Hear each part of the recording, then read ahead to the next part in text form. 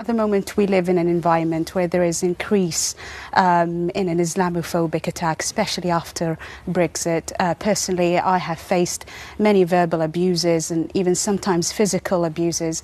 In fact, I did an interview with the BBC once, and someone looked fearlessly at the camera and shouted at me, "You're an F-word bomber." This is what happens in the front of the camera. You can imagine what could happen behind it. Yeah. And for me, it's quite difficult to take. It's really painful because I'm actually not a bomber, I'm not a terrorist, I'm a molecular geneticist working in the lab trying to improve the life quality of cancer patients. This is who I am. Yet there's a person in the street has the guts, has the courage to call me, "You're an F-word bomber." So can we, the other sort of fundamental thing is why? Why do you wear it? I wear it because it's my own personal spiritual journey. I believe it's my own way to connect with God.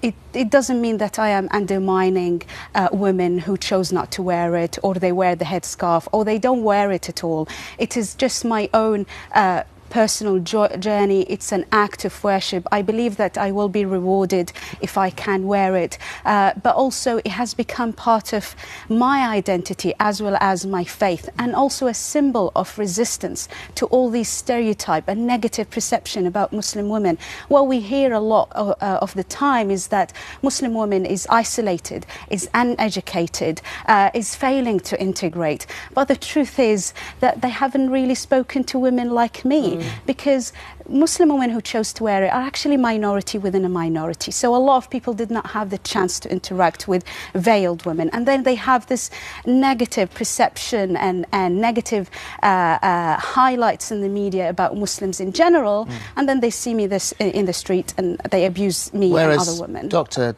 Taj, you say this is a toxic ideology. Yes, because it's got nothing to do with Islam. For people who say this is part of the spiritual journey, part of religion, I have a very simple question for them. Where in this book, in the Quran, does it actually say so? Nowhere. In fact, nowhere.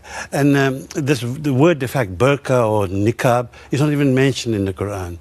And what the people who wear this don't tell the non-Muslim public that it's banned in Mecca, the holiest place in Islam. You can't perform the pilgrimage with your face covered. This is not true. You say it's not true? This is not true.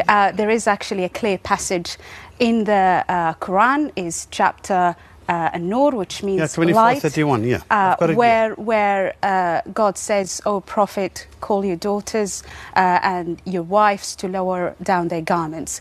The thing is, this passage has different interpretation. You can interpret it. He interprets it in that way, and I respect it. And this is my own interpretation. But can I just say, in Britain, isn't something that makes us great and brilliant and wonderful that we have choice and we have freedom to express ourselves, to wear what we want, and we have that choice. Should we ever be told, regardless of whether it's something to do with religion or whatever it's to do with, should we ever be told, "Oh, you can or can't"? This idea that somehow facial concealment is required in Islam is a nonsense, number one. Number two, it is not conducive to social cohesion. In Europe, there are countries that have gone further down the line here, that have banned the full face. In France, many claim that it's made France's social divide worse. In Belgium, women claim it's an attack on religious freedom. In Bulgaria, it's seen as part of a disturbing trend of intolerance and xenophobia. In the Netherlands, women feel that they are like prisoners in their own home. And in Austria, it's seen as a reaction to the rising popularity of the far right. It has no benefit. That's what you might say. For example, why do you think a Muslim-majority country like Morocco has banned it, or Chad, a Muslim-majority country, has banned it, and Niger and other Muslim-majority countries have banned it? This idea that this tribal garment somehow is representative of Islam. How is this thing symbolic of Islam? How? I don't understand how someone's spirituality is within. It is not a facial symbol. It's my own choice. I want to wear it. It's part of my faith. It's not a facial symbol. You know what? I respect his right to disagree with me. You know, he's got his own interpretation, and I respect that. But I find it difficult that a political party comes and superimpose their views and ban it. And not only that, trying to fine me for wearing and exercising my right to express my faith and identity.